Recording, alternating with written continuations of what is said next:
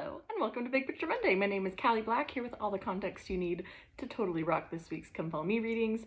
This week we are studying 1 Corinthians chapters 14 through 16. And I want to start off with something a little new since this is our third week in the same letter. You may be familiar with the context already. I want to talk about, have you had a little bit of trouble understanding what Paul is saying in his epistles that we've read so far?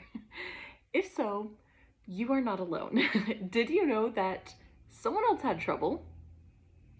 Peter himself, yes, like the leader of the church, had trouble understanding Paul. Said that Paul wrote things that were difficult to understand. So it's not just that we're reading something that was written 2,000 years ago. I mean, that makes any comprehension a little difficult, right? Paul actually writes a little bit confusingly. It's a little difficult even for people contemporary with his time to understand what he was talking about. Paul is a very logical thinker, and so he likes to lay out big arguments, or he likes to make huge metaphors where he's just kind of going on and on and on, and he's wanting to prove a point to the point where sometimes it's like, okay, what you doing? What are you talking about? Even for the people at the time that were very familiar with the context. So I just want to give one piece of advice. First of all, yes, you can always dive into things more, and you could get a verse by verse thing and try and figure out what everything means. But if you're like what I guess most people are, in that you don't have time to like fully figure out everything that Paul's saying, but you want to get something out of your scripture study, right? You don't want to just feel like you're treading water and you don't understand what's going on. Here's what I do when I come to scriptures that are just like a little bit more difficult to understand, even when I know the context. Have my pencil or my pen ready to go. I thought I had a pen by me. Okay, have a pen or pencil ready to go. Or if you're on your phone, have your finger ready to go, right? Ready to highlight. And then I just read. And I try and understand as much as I can, but for the most part, I'm just kind of looking at the words, and I wait until a word or a phrase jumps out to me. And sometimes I have to read a lot of verses before I get to that point, but I know that it's gonna happen. I expect something to jump out to me, and it always does. And so then I underline it. Maybe it's a cool word, maybe it's a unique phrase, maybe it's something I've heard before, maybe it's just a word that looks interesting, and I underline it or I highlight it, and then I just pause and I think about it for just a few seconds. And then I go on and I keep reading and I wait for another word or phrase to jump out to me. And as I do this, when I take those moments to just underline and pause and think for just a second, not every time am I getting this crazy revelation of here's big changes you need to make in your life and this would change your testimony forever, right? But it's slowing me down, first of all, just like on a practical level. It's slowing my brain down so that I'm not just like mindlessly going over the words and not comprehending anything, right? Slowing my brain down to stop and focus on something. But every once in a while, the Spirit does whisper something to me, or I just have a thought and I want to write it down. I want to add a note in my Gospel Library app or add a tag for a subject that I'm getting on. I do something. And slowly but surely as I'm reading, even if I only do that 2 times in each little chapter, that's awesome. That is so cool to be able to highlight something, pause, think about it, and then keep going. So I hope that helps if you've been feeling a little bit stuck with Paul in general, but also that works for any scriptures that are just a little bit tricky to understand. Even when we are like, I feel like I get the context and I'm not quite getting it. Don't worry about getting it all. Just focus on what the Spirit can teach you and expect that the Spirit can teach you something. And I'm never disappointed when I'm doing my best to focus and study, and I invite the Spirit. Never disappointed. Okay, hope that helps. Quick context review. This is Paul's first letter to the Corinthians that we have record of course. Paul had first established Christianity in Corinth. He had spent almost 2 years there. He loved these people in Corinth. They were like his little second home. He had spent a long time there. Think if you've served a mission, how your heart feels towards the people you served a mission on, right? 18 months to 2 years spending in a place He loves these people in Corinth. And then he's off traveling. This is about 5-ish years later. He's on his 3rd mission trip. He's in Ephesus. He writes a letter to them, probably, that we don't have record of. They write a letter back asking a whole bunch of questions. And now Paul is writing the first letter to the Corinthians, first epistle, and he is answering their questions. That's why we see some abrupt subject changes in 1 Corinthians, because we can infer that he's answering questions. That's why it's like, oh, why are you talking about this guy? Where'd that subject come from? And that's it. He's answering their questions. It's got a little more of a serious tone, this letter does. Now, I wouldn't say he's chastising them the whole time, but he's correcting them, telling them they need to be more unified, right? We've seen that theme a lot in 1 Corinthians. And then last week we still had more about unity, but this time a little bit more emphasis on spiritual gifts and how everyone having different spiritual gifts should actually contribute to more unity, which I love. I love that so much. And that brings us to this week. We have only 3 chapters to study. Don't know if you noticed that. This is like the smallest assignment we've had in, I think, months, honestly. 1 Corinthians chapters 14 through 16. We're just finishing up here at the end of 1 Corinthians. Paul's going to finish off his letter. So as we go through these final chapters, there's going to be more about unity. We also are going to have some pretty powerful doctrine that our religion specifically believes. Not all Christian religions know about some of these doctrinal truths that we find, especially in 1 Corinthians 15, chapter 15, as we read through it. So look out for unique stuff like that.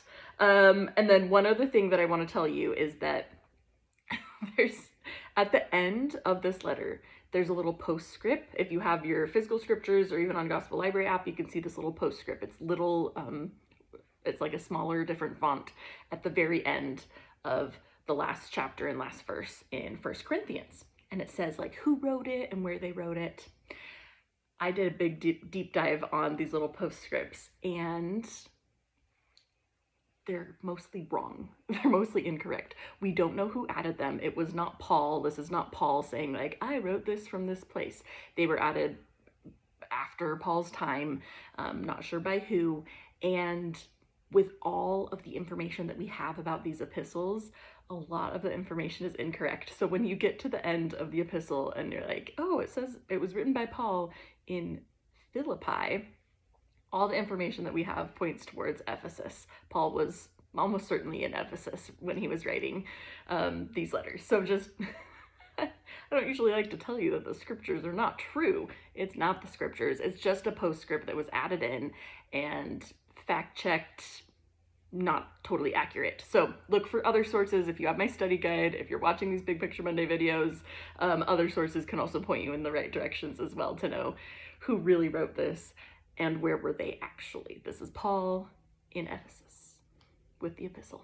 Okay, let's dive into these final 3 chapters of 1 Corinthians. So starting with 1 Corinthians chapter 14, he's finishing up his little discourse on spiritual gifts, that we should desire new spiritual gifts and that we should speak more openly about our spiritual gifts and our spiritual experiences. That's what draws in new people to be converted.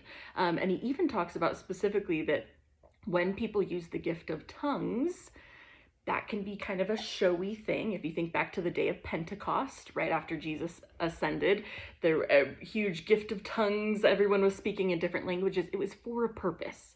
It was because lots of people of different languages were gathered there. However, the gift of tongues had kind of gotten misinterpreted to mean if I speak in a random cool language that maybe no one understands, it looks like I'm having a spiritual experience. And so Paul's trying to set people straight here and say, listen, if we're using the gift of tongues, it should be to edify other people. And God is not the author of confusion. He is the author of peace. So if it's something confusing to other people, that's not going to be a spiritual gift. That's not what God is authoring. And even if other gifts are impressive, when it comes down to it, that might draw people into the church, like, oh, that's so unique and impressive. But then we need to make sure that the gifts are being used in holy ways to edify each other. Okay, chapter 15, as I mentioned, this one has a lot of specifically Latter-day Saint doctrine that we believe that other Christian religions do not believe. So Paul starts talking about Jesus's death and his resurrection, and he testifies that it happened, that it was true. And he says there were other apostles who witnessed it. However, he himself was persecuting believers when it happened. So Paul himself is not a first-hand witness to it, but yet he can bear testimony just as much as any of us can that Jesus died and was resurrected. And as he starts talking about the resurrection, he starts getting into everyone will be resurrected. Each one of us, that wasn't just for Jesus. This is for everyone. And if everyone's going to be resurrected, we need to perform baptisms for the dead. That's why we perform baptisms for the dead, is because we know that we will be resurrected. And then he talks about the differences between celestial and terrestrial and telestial bodies, and the differences in those glories there. And then he ends by testifying again that we will all be resurrected. We will have spiritual and physical bodies in the resurrection. So lots of doctrine to dive into on chapter 15. And then we end up with chapter 16. This is the final chapter of the epistle, which final chapters of epistles are usually mostly kind of signing off, although Paul does start off by teaching that, telling the Corinthians that they should gather together a gift, read that as a monetary donation, that he can take to the saints in Jerusalem. The saints in Jerusalem were in need, so he's telling the Corinthians, gather together your gift, donate, and then I will take that to the saints at Jerusalem. He tells the Corinthians, I can't wait to see you. I hope to see you soon. He didn't have specific plans to see them yet. He sends his friend Timothy. We assume Timothy took the epistle to the saints in Corinth. So he says, you'll see my friend Timothy first. I hope to be with you soon. And then he signs off and gives his final salutations. That is it for Paul's first epistle to the Corinthians. I think for my spiritual focus question this week, as he kind of wraps up his conversation about spiritual gifts, he talks about how the gifts should always edify and enrich.